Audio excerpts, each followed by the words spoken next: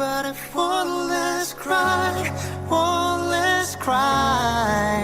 before I leave it all behind. I've gotta put you out of my mind this time. Believe in a lie. I know I gotta be strong, 'cause round me life goes on and on and on and on and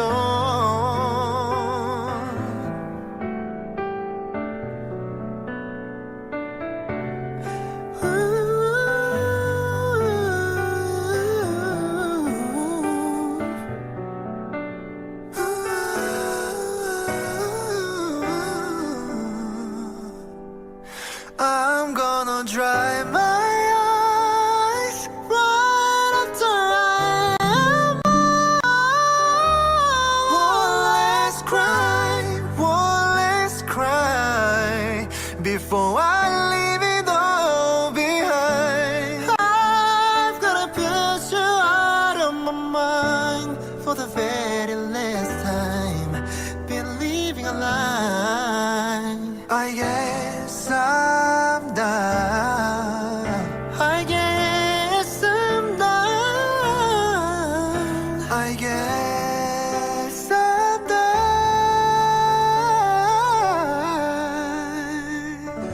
To my last cry.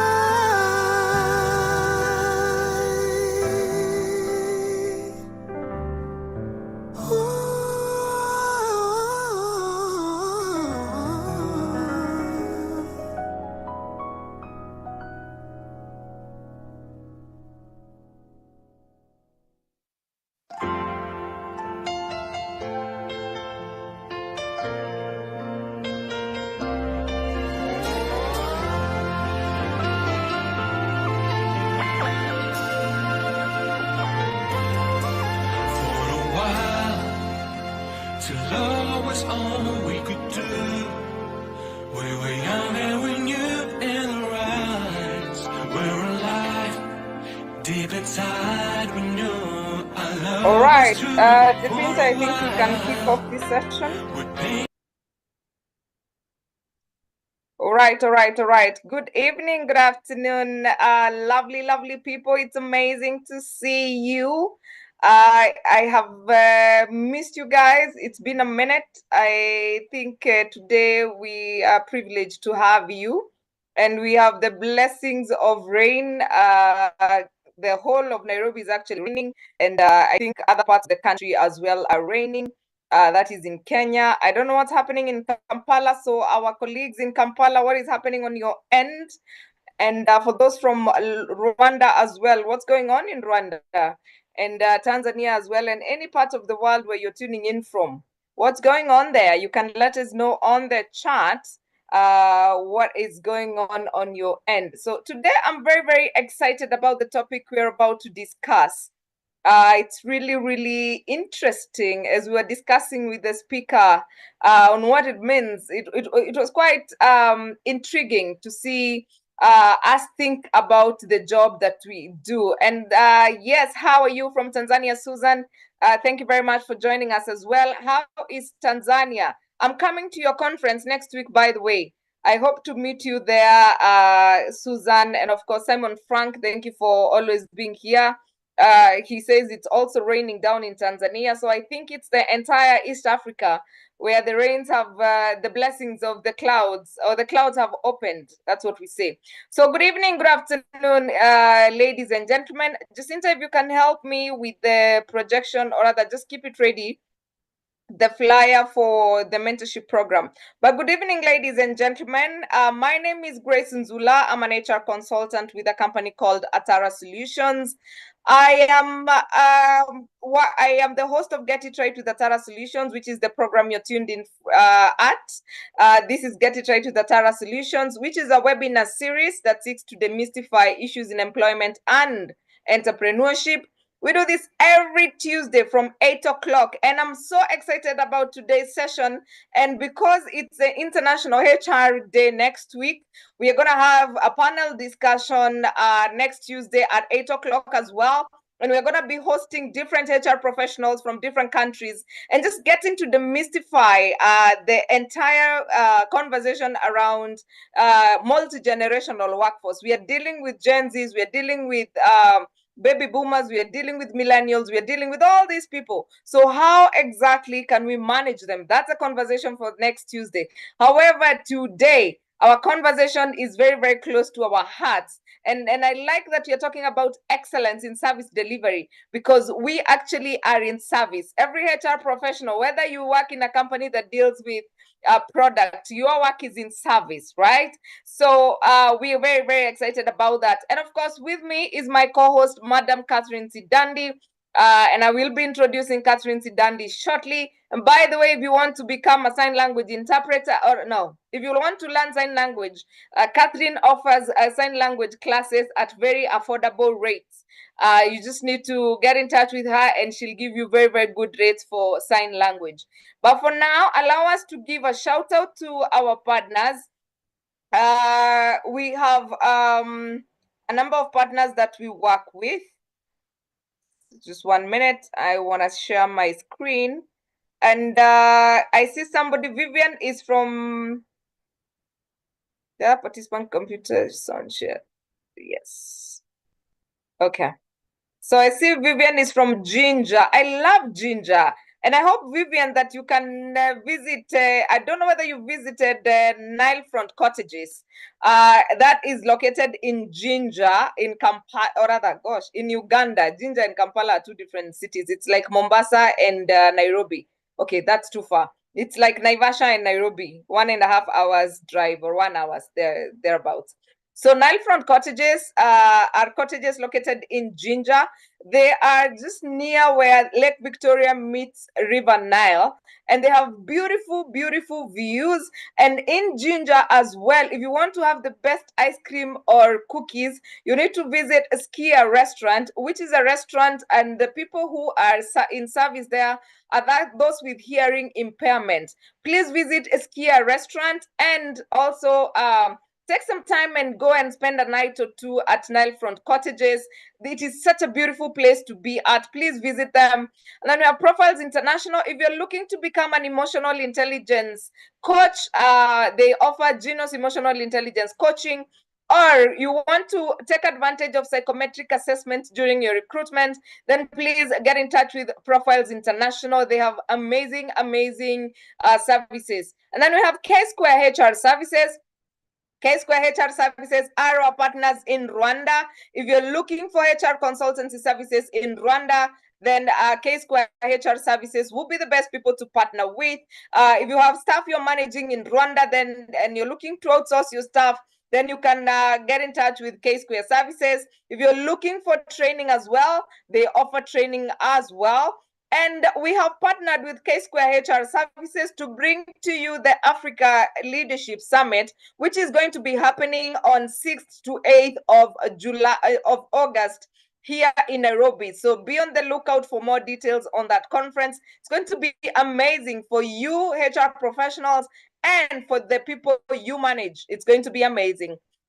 We have Steadfast Quality Solutions. Steadfast Quality Solutions are your people. They offer HR consulting and public relations consulting services. Do you have a board that needs evaluation? Do you have a board that needs training? Are you recruiting board members? Then you need to enlist the services of Steadfast Quality Solutions. They are our partners in Kampala. If you're looking for HR consulting, if you're looking for public relations consultancy, if you're looking for people to support in your board evaluations, board trainings, and board recruitment, then Steadfast Quality Solutions are their people. Then this is headed by my good friend, Herbert Zake.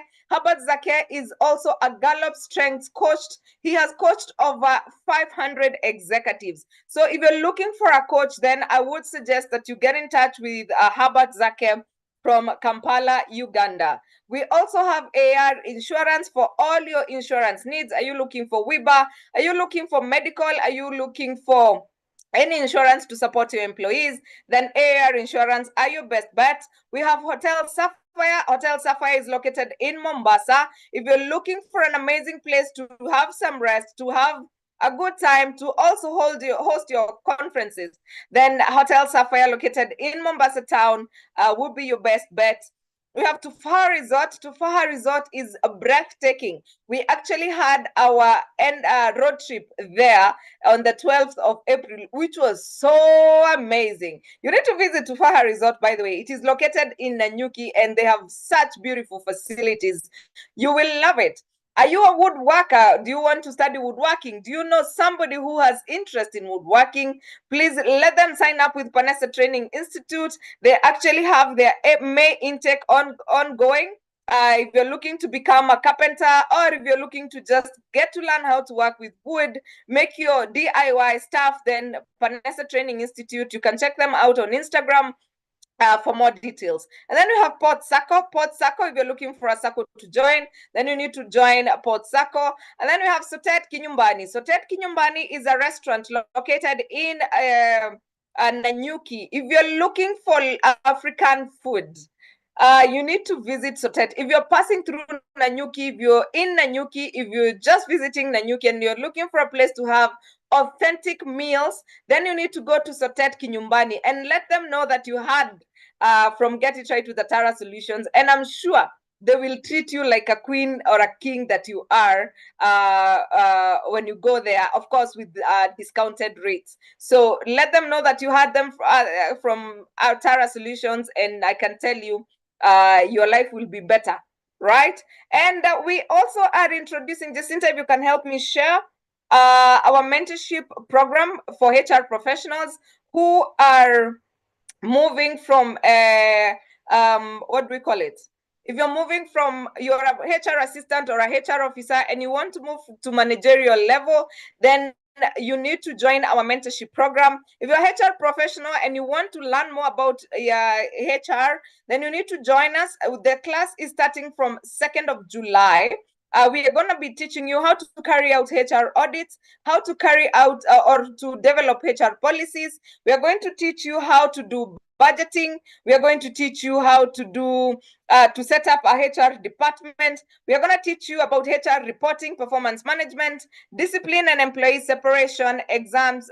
We also have a certificate. We issue a certificate. It is a very practical session, I can tell you. You have the 8 weeks of this program are going to leave you much, much better. You're going to be more informed. You're going to be a better manager, or you're going to be ready for your next promotion. I can guarantee you. We are starting cohort 2 on 2nd of July. We are done with cohort 1, and I'm telling you, the feedback we've gotten is just amazing.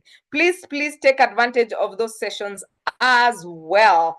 And of course, don't forget the leadership summit that is coming up on 6th to 8th August here in Nairobi, and that's bringing together leaders from the entire Africa here in Nairobi.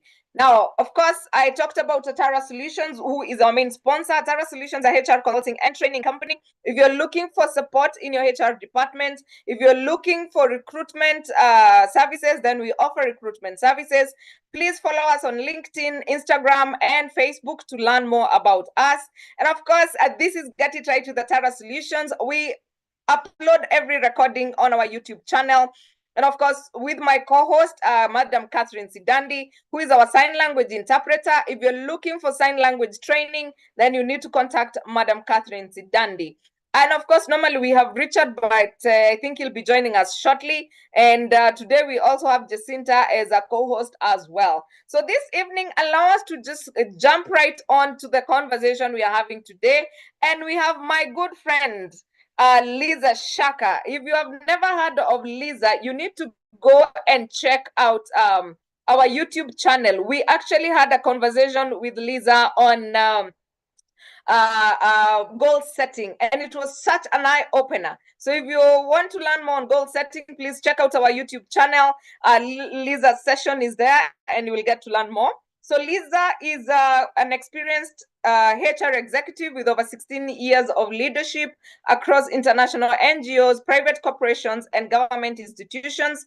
She's an expert in global HR operations, talent management,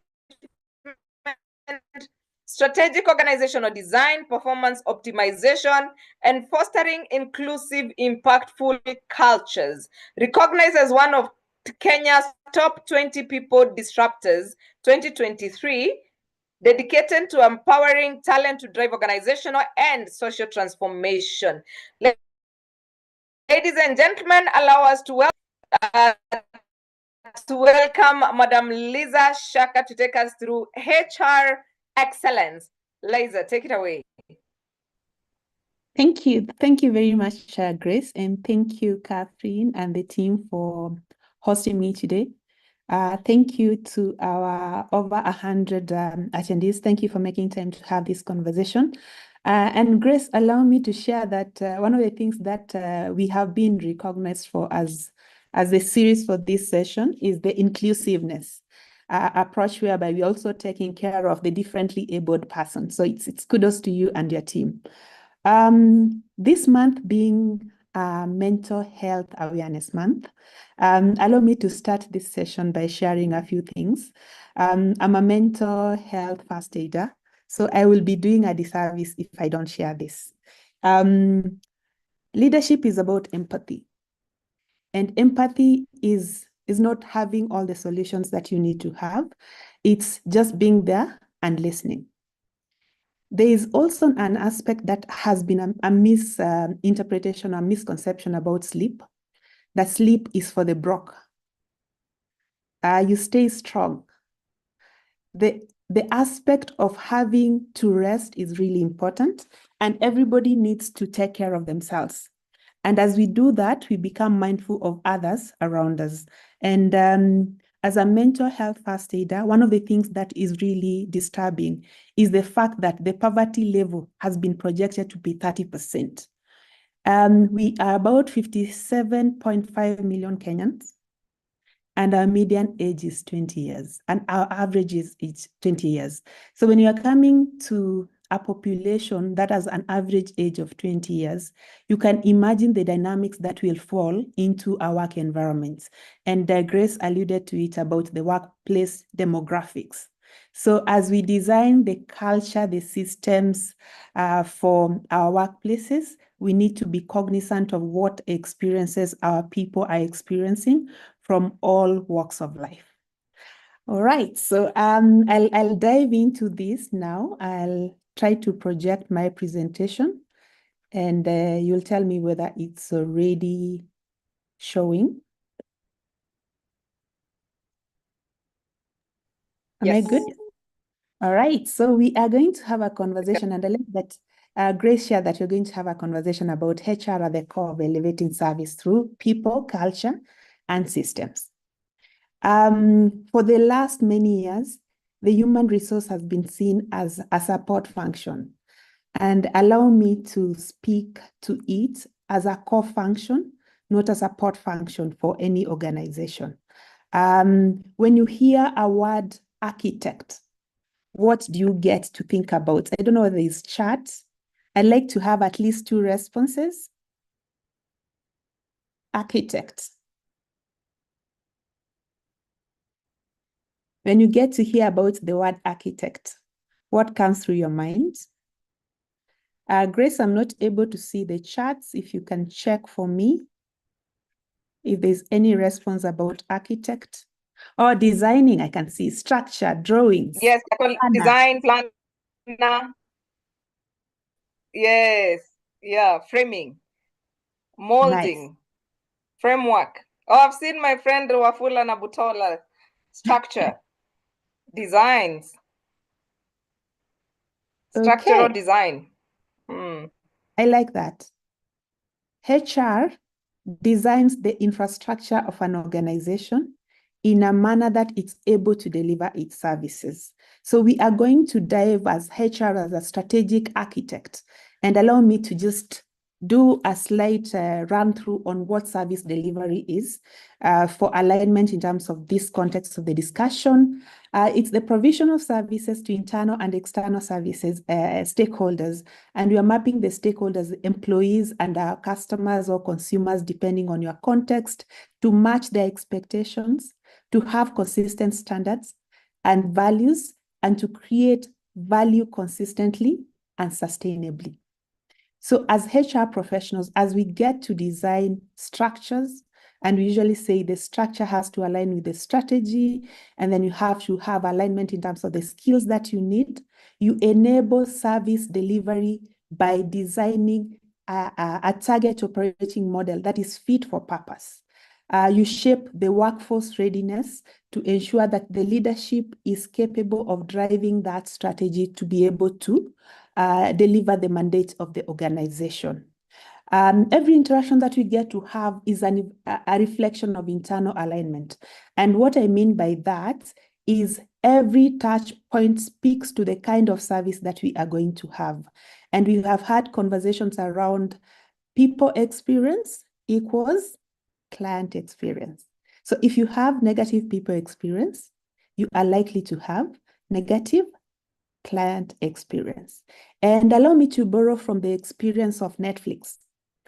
If you read the story of Netflix, and probably the Gen Zs will thrive here because they love freedom and the aspect of responsibility. And there was a trending video that went through about we are adults, we want to do, we will do the work when we want to do it. And there's an aspect whereby they want the level of freedom to execute. So that element of autonomy. So for Netflix, they got to build their culture around freedom and responsibility. Of course, with responsibility comes accountability. This means that the team had to design their culture around that to make sure that the performance and productivity measures are working for them to have that culture that can get to thrive. Because freedom and responsibility comes out as very vague, especially when you want to measure performance and productivity, or you want to make sure that you have tangible results from the team that you are supervising. So it means, even from a leadership perspective, the leaders were able to to maintain accountability, but release responsibility to the extent that they were able to allow their teams to be able to execute on their job. So that's building trust based on autonomy. When it comes to organizational design principles, we talk about systems thinking. That's systems, processes, people, and technology. How do you make sure that that links all together? And you can leverage on expertise within your team, so you do not have to work in isolation. So HR gets to build the environment, then trust top talent to be able to create the service of excellence that they need in that context. Let's then go find out what are the foundations that can be able to get this done. I'm trying to... The core foundations, yes. So we have the 3 core pillars that we speak to. And the 3 core pillars are the pillars that we work as HR professionals. And I'll speak about HR professionals. I want to onboard people leaders. Any team member who supervises our team is actually an extension of the human resource department. So we have heard about the HR business partnering aspect, whereby we get to delve deeper to understand the business so that we design solutions that are aligned to the business needs. So in our processes of talent acquisition, this is a partnership whereby we seek to identify the right people with the right skills and the right culture fit. And then we seek to develop it so that they can be able to deliver on our strategy. So there is need to have that particular alignment. And Safaricom locally has been very good in terms of saying purpose-led talent strategy, whereby they identify it with the mission and goal so that there's ownership by the staff, and I'm hoping there's somebody from Safaricom here who can testify to that. There's a lot of ownership from the team, from the talent team, that the team, I mean the workforce in itself, they own the service delivery and it connects, and they can be able to see the results that comes with it. We cannot underscore the employee engagement and retention, whereby we have trusted employees who are connected to the purpose, and that gets to define the culture. And we had a conversation some time back here, and we were talking about what are the desired behaviors and desired behaviors. And deep down, we'll talk about cultural issues. I think there's something that we'll talk about, the cultural issues that tend to enable a culture that you desire, or the kind of service excellence. Because with the culture, then you get to deliver the excellence that you need. From a performance management perspective, we are speaking about enabling accountability through dialogue. The aspect whereby our performance processes and systems and dialogue that we get to have with our team in terms of the framework, the setting of the KPIs, the reviews or the performance development conversations that we get to have are continuous, and that's why we call it a dialogue, to the extent that it's able to give insights. So that performance reports, they're not like performance reports that come, but they are performance insights that inform talent development interventions. So as long as we get to involve our employees and empower them, then service delivery is definitely assured. So empowerment and systems thinking is the OD principle that we are saying that can be able to enable the human resource team and the people leaders to move from operational to transformational. So transformational, we cannot be able to do transformation with the skills of yesterday. We have to keep on learning for us to be able to evolve and match the skills analysis to the service requirement that is required for us to be able to deliver. Delving deeper to the framework for HR-driven service excellence.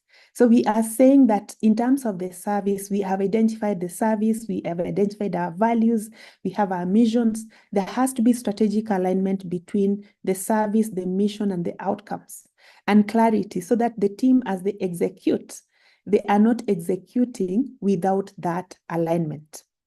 We also speak about leadership and governance in terms of shared decision-making and transparent decision-making, whereby if we have a decision that needs to be done as the EXCO or senior management team, whatever team that you call your senior leadership team, they are able to make that decision as a team, and it's not thrown as a HR responsibility or a finance responsibility or an operations responsibility. You come together as a team and you are able to make decisions and share that decision and drive that mission together. There are some times that we have situations whereby, especially when we have employee discipline, there has been an observation that tends to be a holistically responsibility of the human resource. But from a people leadership perspective, the first line manager ought to be able to drive that and own it and make the decisions and drive the responsibilities. But it's also how we get to equip them for them to be able to drive that confidently. So building their confidence to be able to handle people matters, and we'll speak to it in terms of people capability development. Culture definition and engagement.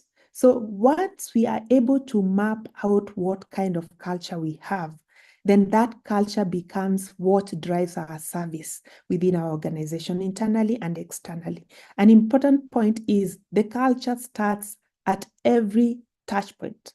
So we say the leadership team at the CEO level, they own the culture, they speak it, they live it, they model it. We come to different departments, senior management level, they also own it, speak it, and model it. When we come to the teams below, they also do that. But there's one important aspect I like to mention. As a team leading the people in terms of the human resource team, you have also to have the right team. Having the right team means you have alignment in terms of what kind of service that you are supposed to deliver. For the CEOs, if you have CEOs who are in here, it's very important to make sure that your HR team is taken care of. Because whenever there is no synergy between the CEO and the HR team, there is likely to be a broken business.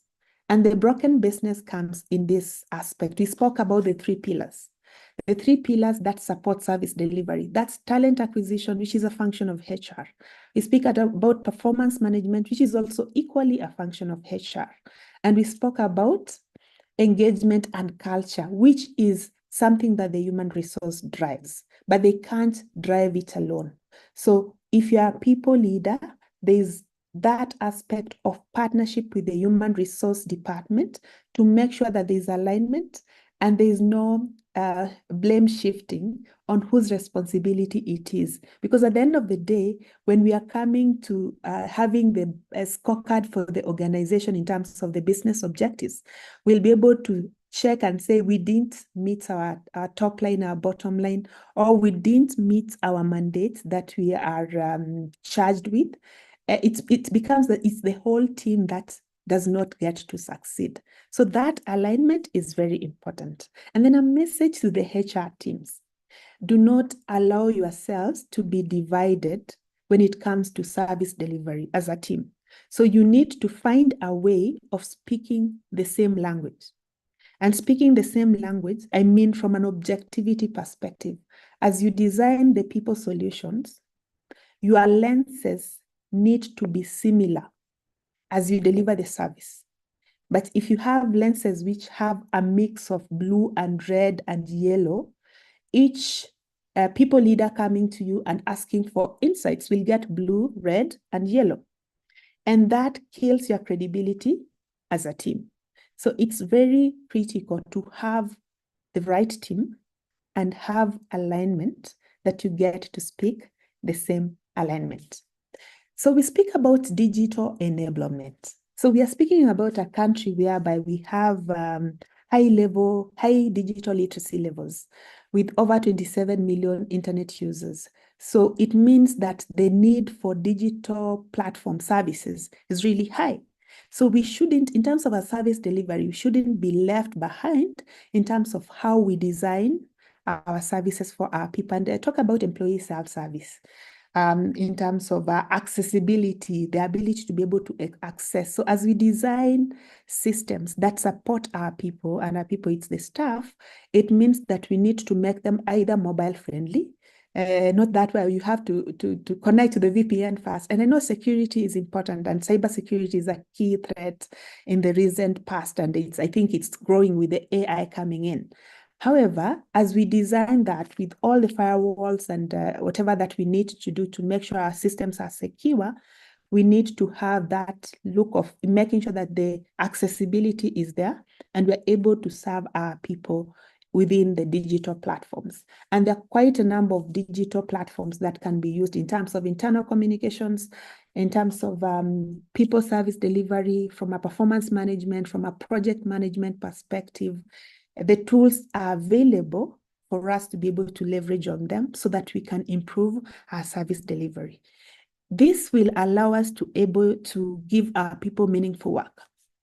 One of the biggest demotivators for staff is doing routine manual work day in, day out. So it doesn't give them the motivation. So as we think about business reengineering and automation and removing or leveraging on the AI, then we are saying we want to provide our people with meaningful work.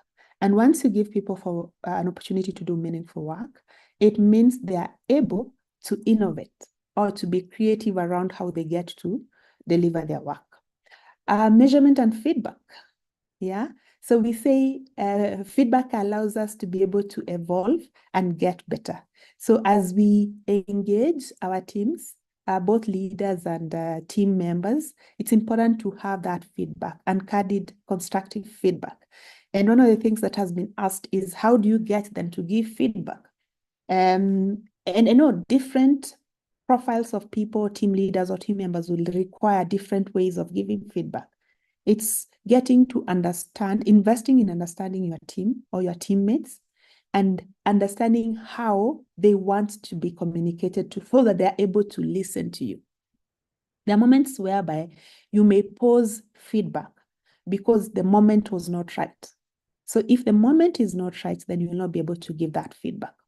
So as we share this, we are saying key pointers in this area is strategic clarity, shared leadership, a learning culture, and then having culture by design, not by accident, enablement, and this speaks with the digital aspect, but remember to have digital inclusion because you have the 20-year-olds in the workplace, and you have the 49, 60 years old.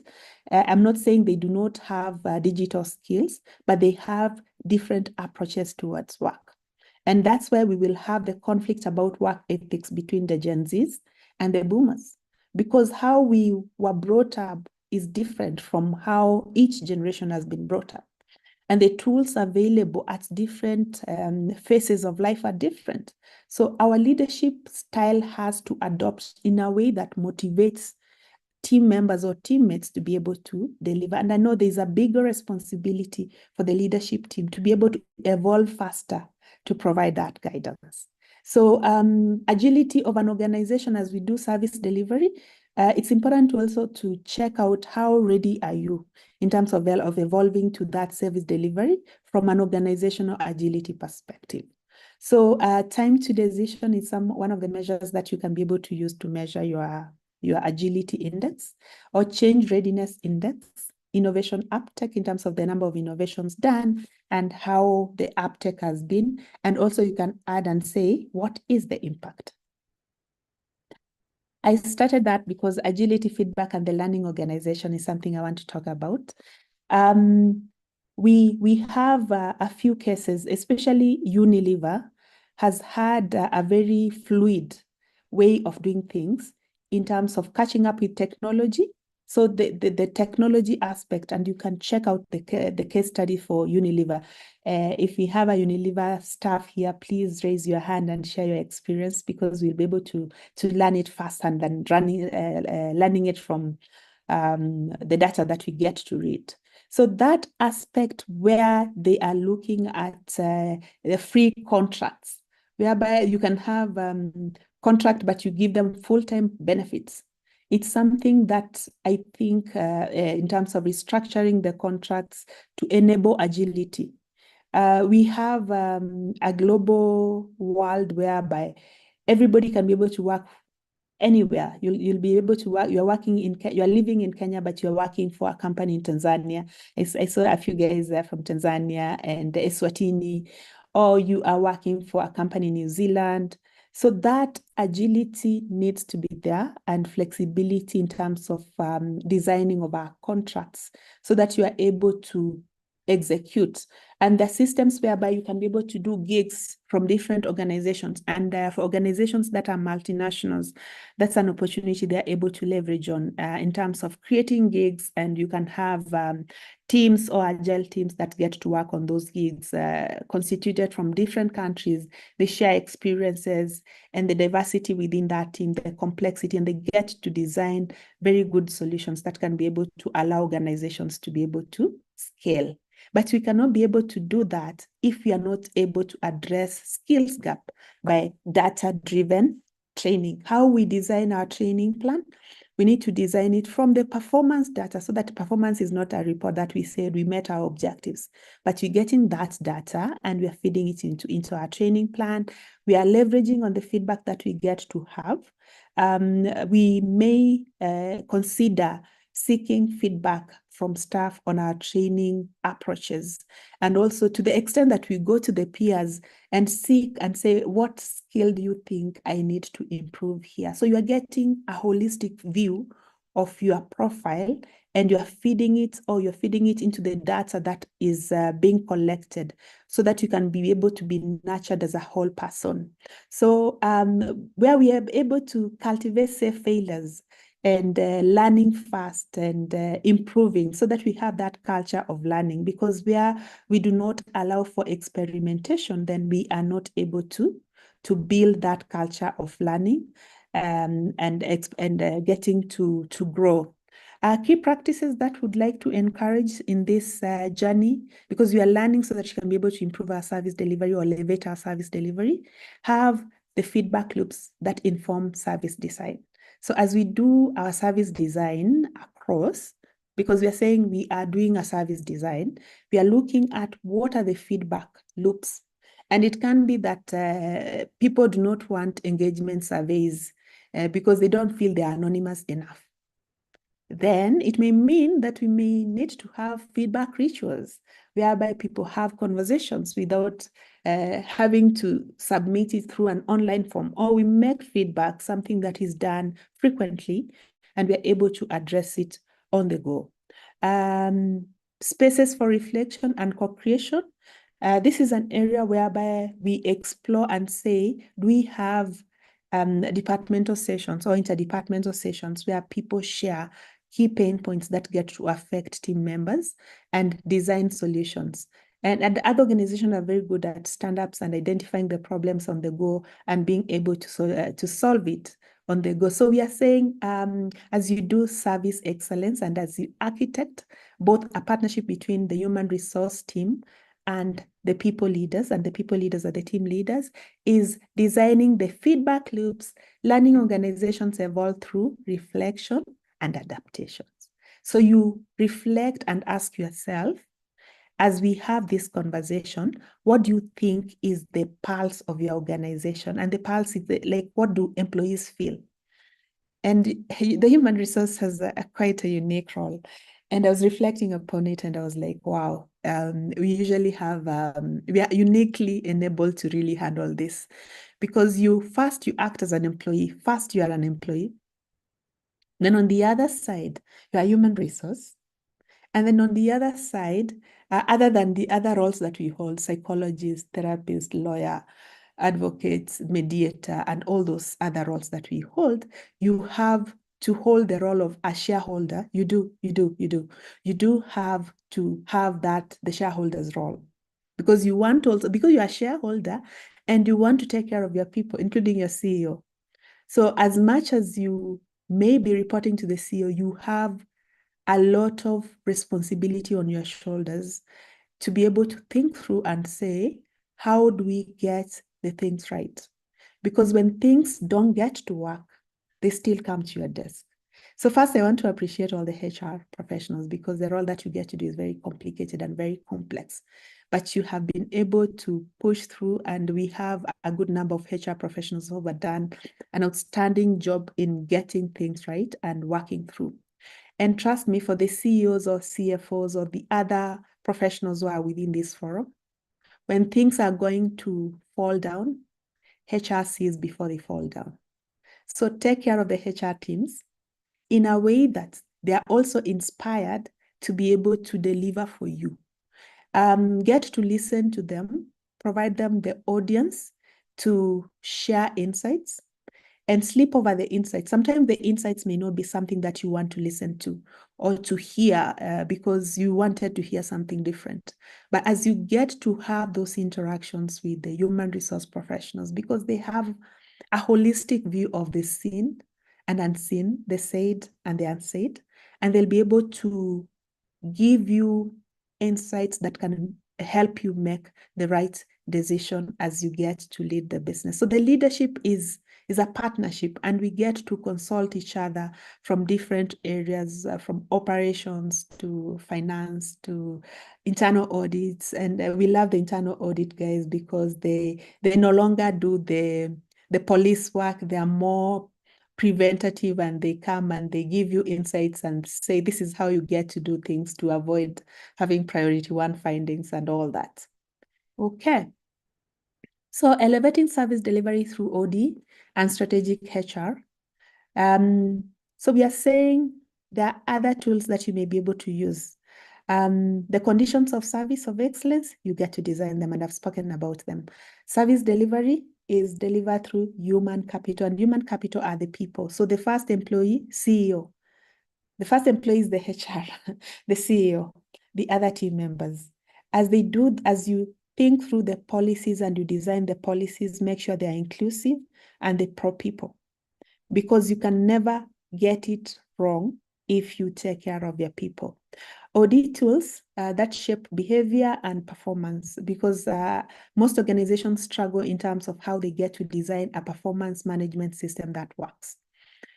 It's very easy to design a performance management that works, as long as you get the strategy right, you get the mapping right, and you get the right team for them to be able to drive that performance. So that's why I keep going back and saying the strategic pillars: talent acquisition and development. Then you speak about the culture, then you anchor with performance framework that can be able to support that. So in terms of cultural alignment, you define model reinforced behaviors that reflect your service promise. So we have this conversation that we say to improve service delivery, don't start with the service, but start with the people who get to deliver it. And that's why we say you can never get it wrong if you have the right people that get to do it. So I will also anchor that with Peter Drucker's statement that say the task of leadership is to create an alignment where strengths in a way that makes the system weakness irrelevant. So the strengths are so aligned that the weaknesses become irrelevant. You are as strong as your weakest link. So what tools can you use for you to be able to continue to elevate service excellence as human resource professionals and people leaders and team members? So you need to have culture mapping. You need to have leadership coaching. And then you need to have the change navigation rituals. So when we speak about culture mapping, we are talking about what kind of culture do you want to have? What is accepted formally and informally, especially informally, and what is not accepted. Leadership coaching, we are in a season whereby we have a very turbulent work environment globally and locally and globally. And this is where I also like giving an example in terms of key talent, especially when we are getting to hire specific strategic positions. It can be the CEO, it can be the human resource, it can be the CFO. In key organizations, they get to affect the currency, yeah? So by the time the Americans decided to hire Trump as the president, there was a fluctuation in currency, yeah? And there are certain decisions that got to affect everybody globally. There was a kind of an appreciation with the Canadian dollar, or there's some form of stability with the Canadian dollar after they got the new prime minister.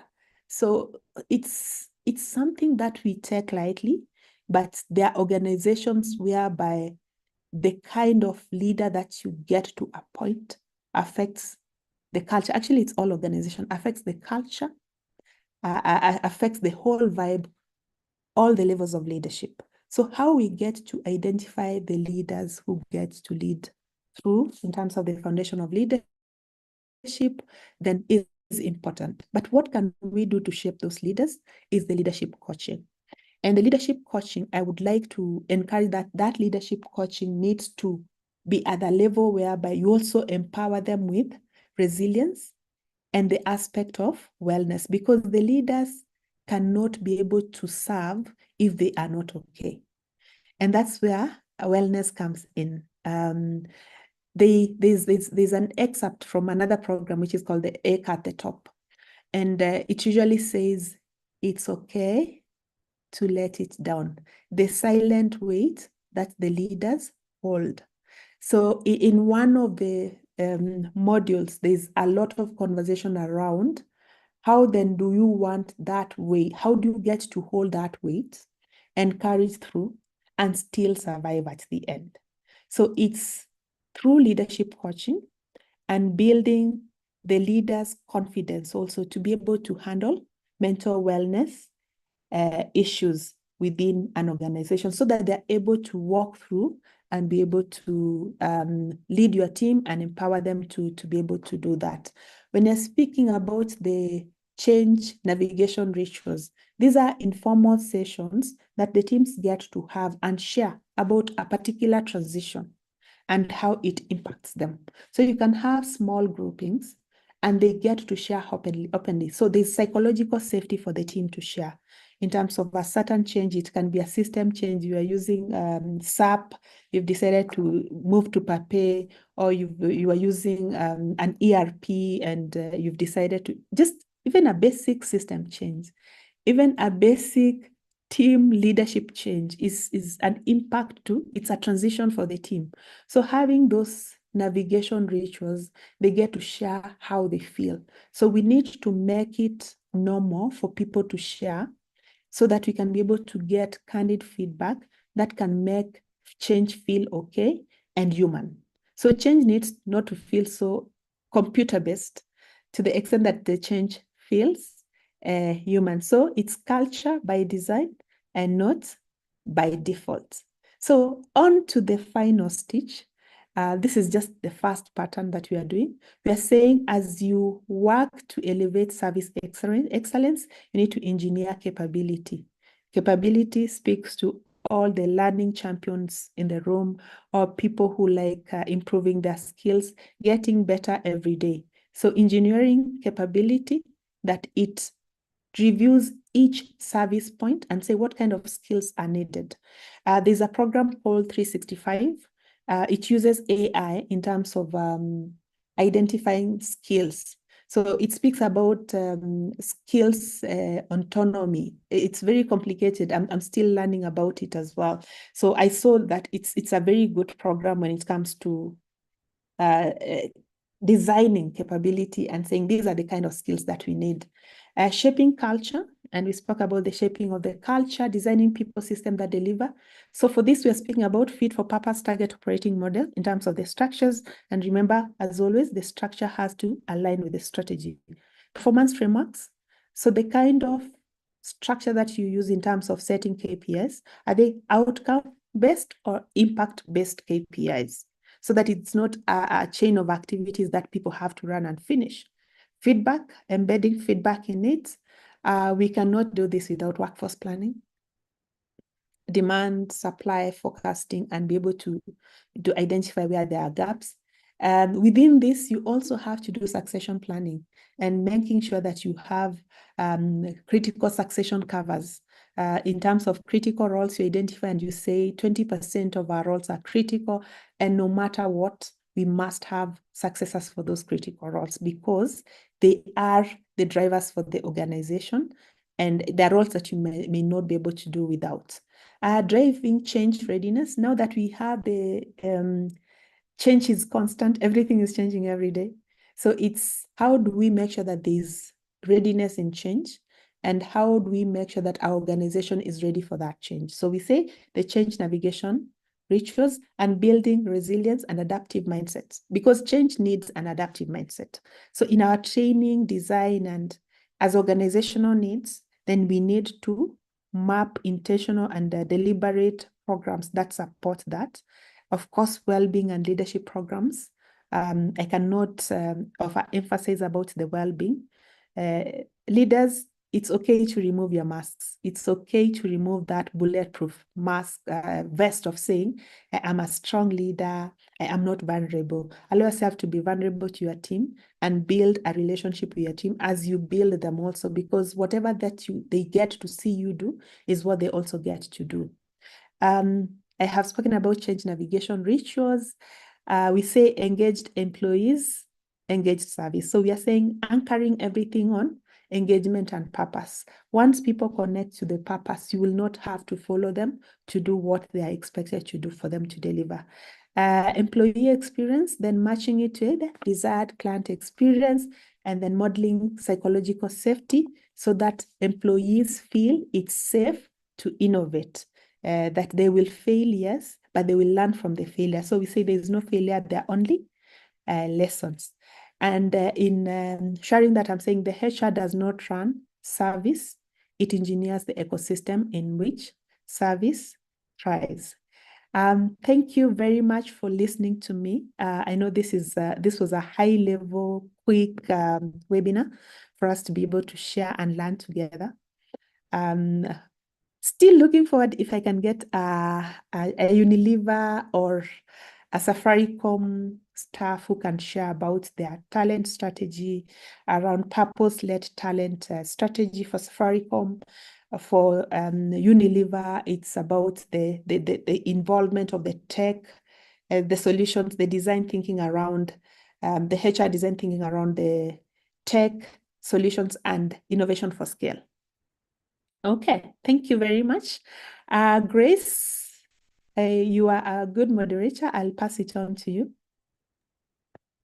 you, Liza. I love this. And I, you deliver in such an articulate way. I was just over here thinking, are you guys doing a check on how you're performing based on this conversation that we are having today? Because if you haven't, then you really need to revisit this recording and actually just get to understand and measure. You know, it's not enough to just listen. It's also important that you also see what you can apply in your organizations and also just gauge where you are in the conversations that we are having here. And if you have any question, it's time to put it on the Q&A. And at this point, allow me to take on Ms. Dama's question. What strategic approaches can HR use to achieve this alignment where top leadership are lukewarm or have conflicting interests and priorities?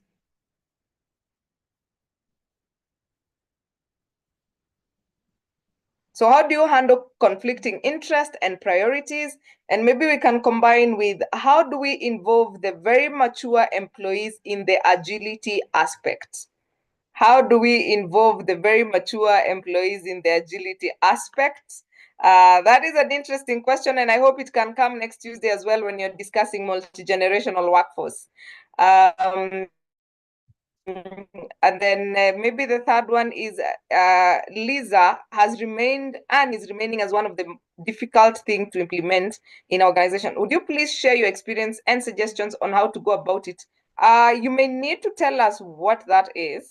I don't know what you're referring. Oh, succession planning has remained and is remaining as one of the most difficult things to implement in some organizations. Would you please share your experience and suggestions on how to go about it where there are blocks?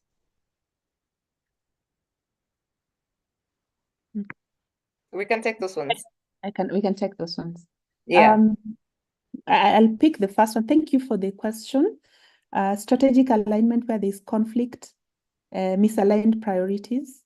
You can have, in my experience, sometimes when you have misaligned priorities, it means even the strategy is not there. You are not reading from this. There's completely no alignment at every level. So it's difficult if the team is not bold to have the conversations, because it requires the teams to be bold and vulnerable to have the conversations. However, some of the strategies that as human resource we can adopt and use is because those appears to be systemic issues. And one of the strategies I've used before is systemic coaching. So systemic coaching is where you have the entire leadership team have a conversation and say what is working and what is not working by a safe facilitator, and they get to share openly. So it can be uncomfortable, and if you cannot be uncomfortable, you can not be able to improve. So it's where you have the team and openly share that we're going to have an uncomfortable conversation, and this uncomfortable conversation is going to help us to be able to scale, improve ourselves. And this is it, and sometimes you can even ask something and you say, this is from my understanding, even though because you get to understand the other stakeholder. But one of the things I would like to encourage all HR professionals is to try as much as possible and build a relationship with the CEOs and the leadership team.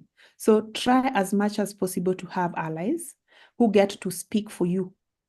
Where you may not have allies who get to speak to you, especially where there's that strategic misalignment, is get a training that gets to deliver and unpack some of those things. And let the training be provocative on the things that may be affecting you as a team, so that it doesn't look like it's targeted to specific individuals. I hope that would help you deal with that. But in case you would like us to have a conversation, we can be able to have a deeper conversation to get to understand the full context. In terms of mature employees embracing agility, that's a tough one, but they're the best to be able to adopt. And you know how you get to involve them? They have a lot of wisdom. and they have a lot of knowledge. So make them be part of the team. So being part of the team, they're almost like supervisors, team leaders, they're collecting information. Because of their level of maturity, they can get to consolidate the team and pick. And you can also coach them in a way that as they do this project, you even do a specific coaching for a project that they are going to run, especially if it's a technology project. I have found that those mature employees are very wise first. They are very knowledgeable. So you also get to have some knowledge management in it, that they also feel like they are valued members of the team. Why they would resist, establish why they would like to resist, is when they feel that they're becoming irrelevant. Make them relevant, give them assignments, and give them the autonomy to be able to lead the team. And with somebody who is technically sound on the other side to be able to learn from. The other aspect that you can get the mature employees to feed into any other strategy that you are feeding is give them team members who get to learn from them. And I had Grace speaking about the mentorship program. So attaching that mentee to that person, they have that responsibility to build that person. And I understand it's not everybody who can be a mentor too. So you get to understand the profile. If you know this is a technical, mature person who will give me wisdom, give them that. So see what is it that you can leverage more and make them relevant. Succession planning. It's interesting that it can be the easiest, yet the most complex. It can be the most complex where the organization design is not done right. So when I speak about the organizational design, it's your operating model, your organizational structure. So as you do the organizational structure, as an architect, you are looking at it from all those aspects. And where you start from is, do you have career paths, like a blueprint of the career path that can be able to help you move step by step? And the government has done very well, and they call it career guidelines. So they articulate on each level what kind of skills you need, what kind of qualifications do you need for you to be able to move to the next level. The private sector, they have an advantage, and even the NGOs or the community development organizations or global organizations, you have a bigger opportunity because you can even explore mobility in terms of succession planning. So mobility is whereby you say you have a talent pool that is open to mobility. They can move from Eswatini to Kenya, from Kenya to Uganda at different levels. So being able to identify each experience qualification for each cadre in terms of the roles, identifying the roles and having that built in within it as a career path blueprint, and then embedding it within the organizational structure in terms of the design, then doing talent audits. And this can be done biannually, and saying, is there anybody who's fallen off? And remember, you can do succession planning internally or externally, because in some fields, it's very difficult to have a cover. You know, there are those ones where you can say, and it's not wrong not to have a cover. So sometimes you can judge yourself and say, because I don't have a cover internally, I have failed. No, you haven't failed. So as long as you are able to identify talent internally or externally, who can be able to support you at different levels, you just need to keep them warm, yeah? And keeping them warm is having a conversation with them that, I'm not saying you come now, but would you be interested in having a conversation with us? We are looking at this role, not immediately, but you're checking how warm the candidate is to your, where there are blocks, it's whereby you have vested interests. And it can also speak to the recruitment practices. Where you get to hire wrong, you'll always get problems when it comes to succession planning, internal promotions, internal mobility, work performance. So you cannot even use performance data to be able to manage succession. We also get it wrong when we try as much as possible to promote good performance. So having your succession or talent analysis from a succession perspective, linking aspiration, potential, and agility. Actually, agility has been one of the, or change agility. So I have been privileged to work in organizations whereby I have been exposed to talent assessment from a succession management perspective that considered that aspiration, ability, and potential. So there can be situations whereby the ability is these are key contributors, they stay where they are, and they do not have potential. There are those ones that you can identify and they stretch and develop.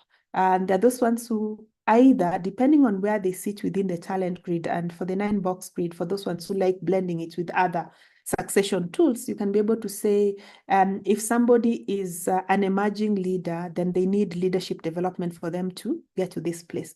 And biannually, if it's possible, you can actually do it quarterly. You check, is it a red, is it an amber, is it a green in terms of the pulse, their engagement levels? Are they motivated with what they're doing? So that we continuously have stay conversations rather than having exit interviews. It's usually very embarrassing for us to have exit interviews when somebody has already checked out. And probably they checked out 1 year ago. They were looking for an opportunity that came now. That's the time they resigned and stayed. So succession planning, yes, it's very complicated, but if you have thoroughly considered in terms of the right recruitment process, the right organizational design, the right skills mapping, then you will actually be able to enjoy doing it.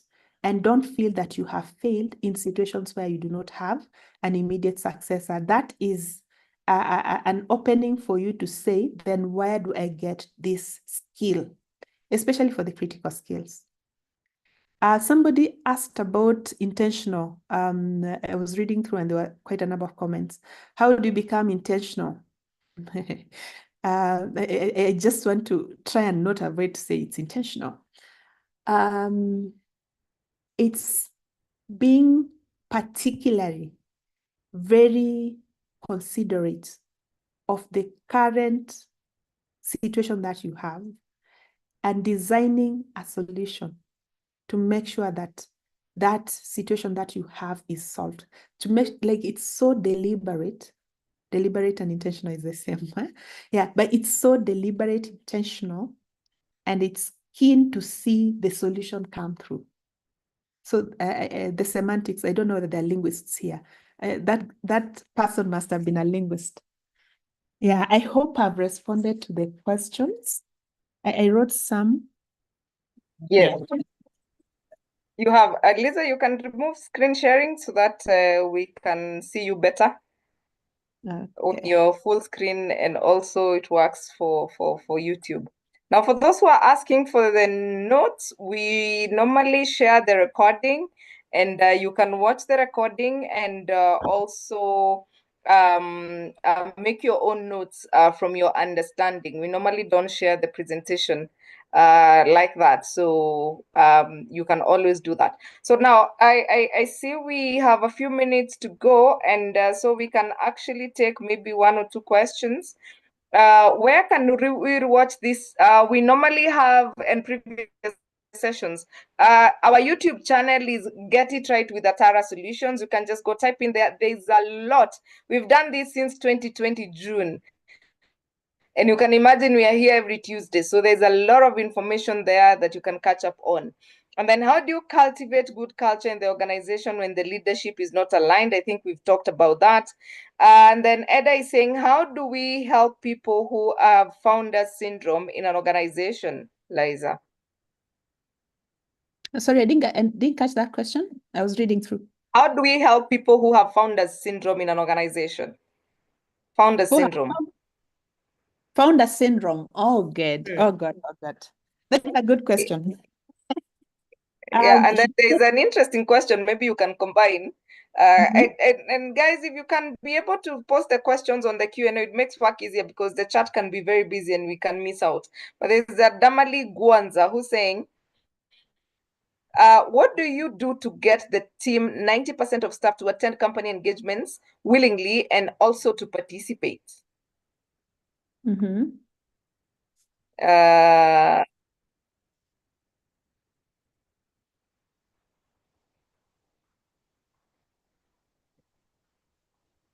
Pauline, you can post your question better on the chat so that I can understand it. And then there's somebody who's asking, which AI courses did you mention that we can use in HR processes? You mentioned 365. Okay. It's a program called 365. I feel like that one I should just share. It's an AI skills assessment, and it's called 365.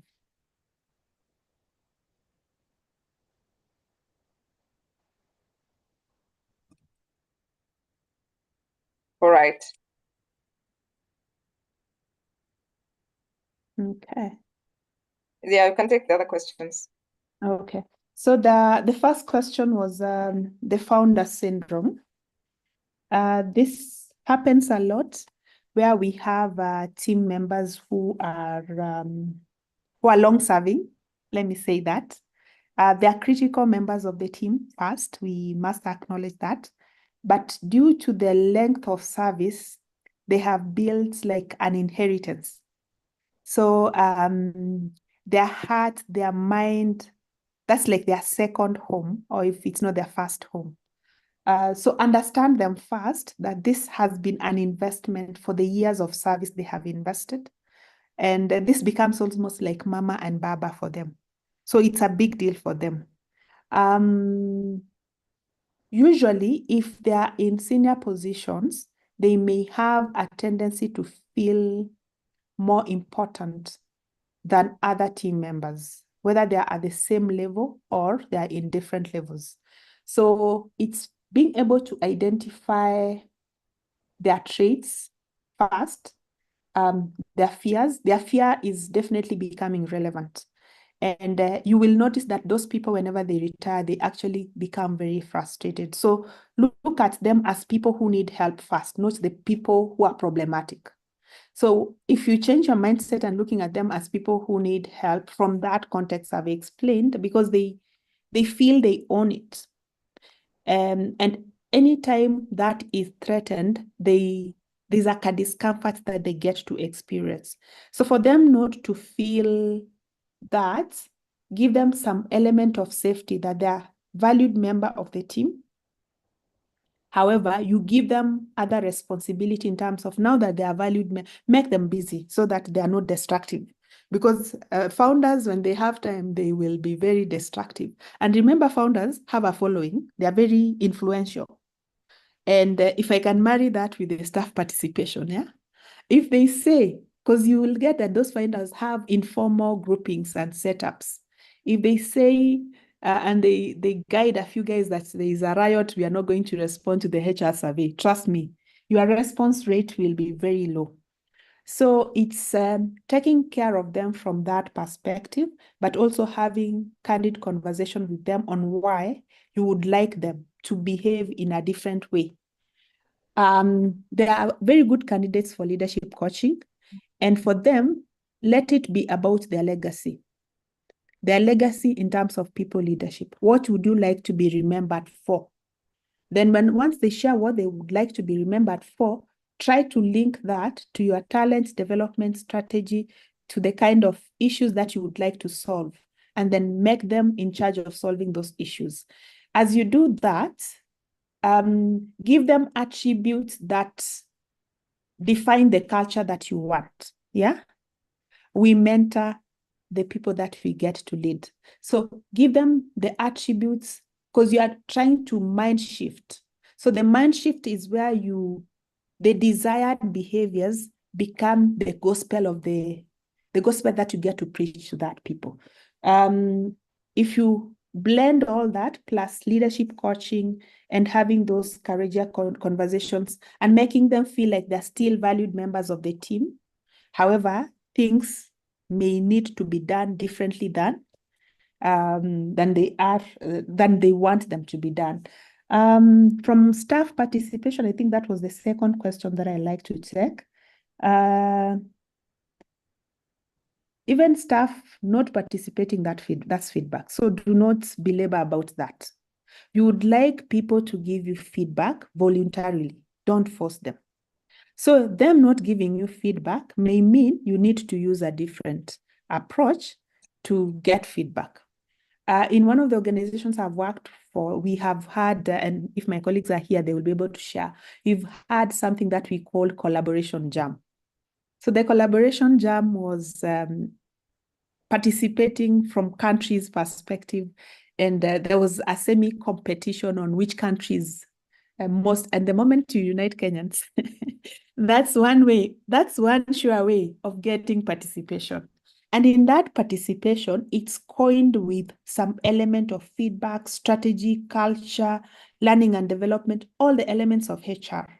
So you design a question and then you have water cooler conversations. Not serious conversations, but they're serious conversations. Because the moment you have very, very serious conversations, you'll not be able to have feedback. So I have found such kind of initiatives being able to help in terms of getting staff participation at higher levels, but not getting staff to participate, that's already feedback in terms of what is the engagement levels. And you may need to adopt focus group sessions, whereby you have smaller groups and you share and you say, what do you think about this? And one of the things I would like to find a way of discouraging is, as HR teams, do not be the ones sharing the engagement surveys. Sometimes appoint a team member and you say, this is the employee engagement ambassador for this year, and they will be coordinating feedback for us. You will do the background work, but they will be the front person to champion that. So it's one way of making it not to be a HR affair and become a business affair in that context. Okay, I hope that would help.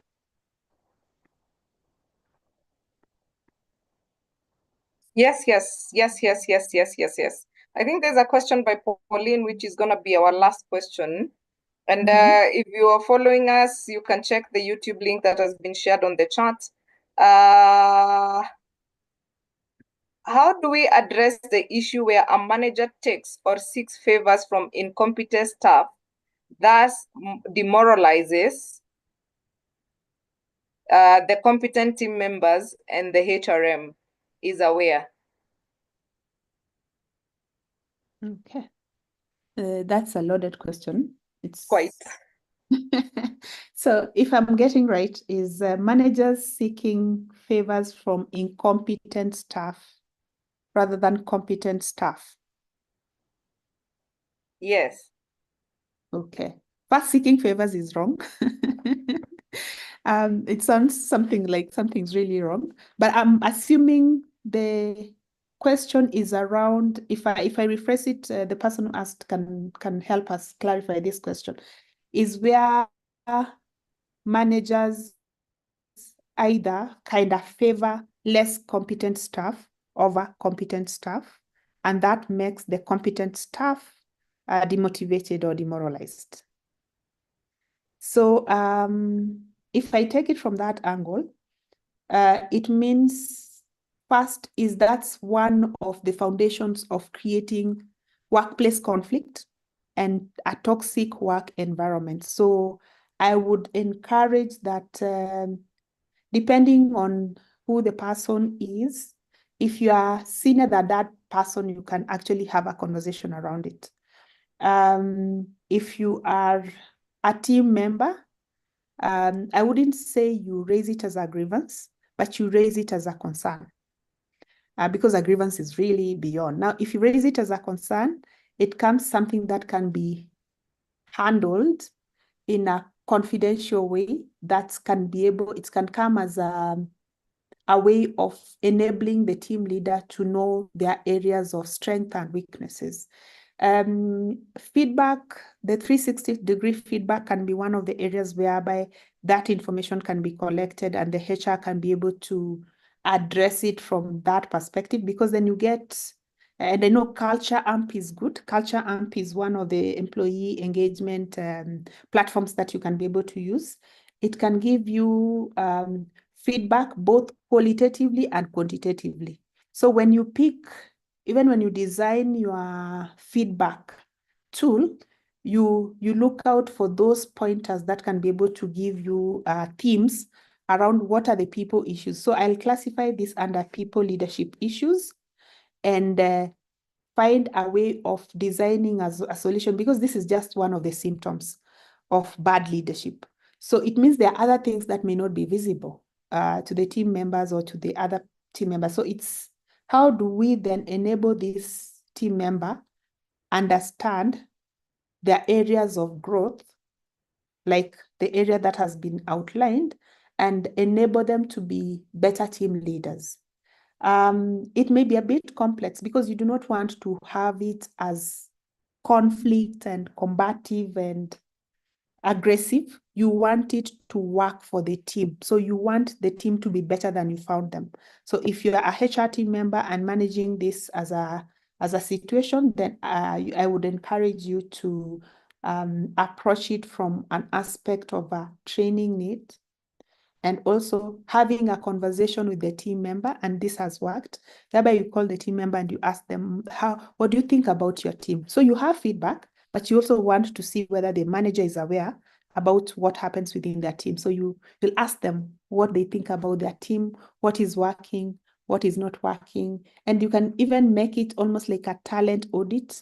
And you ask them, what are the strengths of, if you were to identify strengths for these team members, what will be the strengths of these team members? What will be the areas of growth? What are the aspirations of these team members? You're provoking also the team leader to think around their team. And in that conversation, you will find a way of saying, do you think your team is motivated, and what will be the greatest demotivator for your team in your own assessment? So you're having like almost a coaching conversation with the team member, but also helping you to give you additional insights to be able to dissolve the issue. All right. So I know we can be here all night, and allow us to not get there. And I hope that we've answered most of the questions at least. And for the person who asked about motivation, I think Lisa has talked about it. Please keep it here. It's International HR Month as well as it's mental health. So next week we have International HR Day on Tuesday. So we will have a session here. And then the other Tuesday, we are going to be discussing a mental health topic. And the other Tuesday, because it's International Coaching Week, we are going to have a coaching a session with a coach. So May is actually set. Make sure you're here every Tuesday from 8 o'clock. We shall be here having some serious, interesting conversations. Lisa, you have delivered this one very, very well. I love listening to you and I really enjoy. But parting shot before we can close this. Parting shot. My parting shot is on mental health. So, Okay. because I think most of the things that get to happen in our workplaces may be as a result of the total wellness of the individual. We got lucky this year, early this year, I think. The penal code, I think section 226, the one that indicated that Criminalizes suicide. Yes. Yeah, yes, the decriminalization of suicide as a crime or something that somebody can be charged for was a good step. I would encourage everyone as my parting shot to be kind to self first, take care of themselves, and additionally to just, even if it's this month, offer yourself to be kind to one other person. Just in terms of support of the Mental Health Awareness Month. I appreciate everybody for making time. I enjoy having these kind of conversations. Asante sana. All right. And maybe you can share your email address. I see people asking. You can type it on the chat. Oh, Your and one email thing address. about me, I am the only remaining Yahoo person. So one fact about me is I love Yahoo. So my email is my first two names, lisashaka@yahoo.com. So every other time I'm giving my email, everybody's like, you're using Yahoo. And I'm like, yeah. So I'm good all Yahoo. I'll tell you why. But if I say it openly, Google may hear and make money out of it. So I'll keep it quiet. All right, all right, all right. And of course, you can always get in touch with us and we'll link you up with Lisa to make your work easier, maybe. But yeah, I wish my former HR would join this platform because she's the reason I am currently studying HRM. Please share with her the links. I mean, we welcome everybody. This is for everybody. And I see my good friend Richard is here. He was in Naivasha today. Richard, I hope you brought some fish for us. Maybe you can say hello as we come to a close. Richard, are you able to? I don't know. Okay.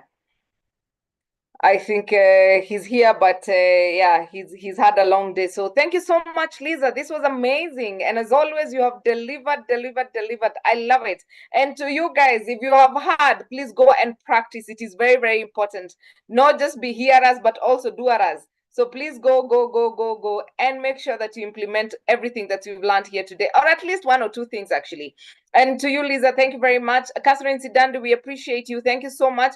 You guys, please sign up for our mentorship program, which is coming up in the next couple of weeks in July. And by the way, we even have the flyer with UGX. Last cohort, we actually had Tanzanians and Ugandans join the mentorship program. So please do not be left behind. Join us. It happens online. And we are hoping that at the end of the year, we're going to have a physical session where all the mentees will come and join us in our end of years. We celebrate them and the impact they will have made in their organization. So please sign up for this program. Get to understand if you're a HR practitioner transitioning into the HR management roles, this is definitely for you. We are going to teach you how to rise into the next level of your leadership capabilities on terms of HR and its technical operations, and how you can stand out in terms of value addition and in terms of HR excellence that Lisa has talked about. So please join us, and thank you so much, our audience, for joining us. Please follow us on Instagram at Atara Solutions, like our Facebook page at Atara Solutions, subscribe to our YouTube channel, Get It Right with Atara Solutions, subscribe to our YouTube channel, Get It Right with Atara Solutions, and connect with us on LinkedIn, Atara Solutions.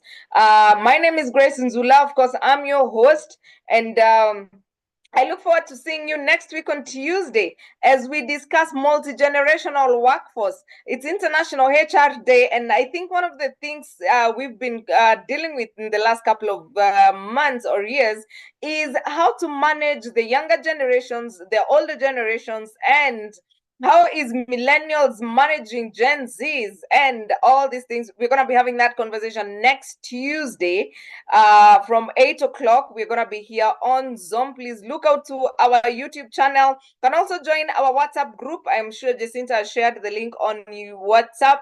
And we can get to continue with conversations on our WhatsApp.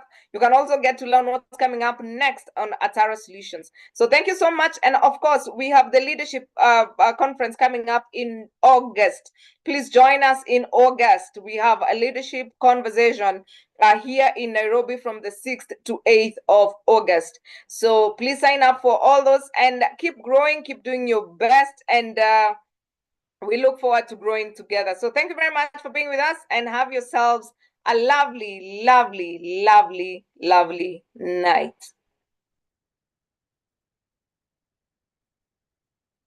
Jacinta, if you can share the WhatsApp link. There are people asking on the chat if you can share the WhatsApp link. Thank you very much.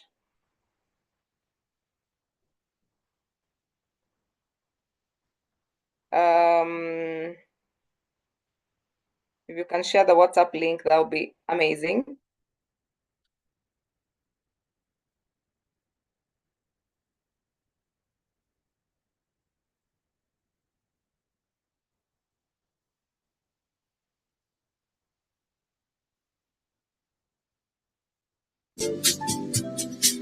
We never could have come. Hi, Grace. I'm leaving everyone. Bye, we talk on phone. Thank you. I took the good times and I take the bad times. I take you just the way you are.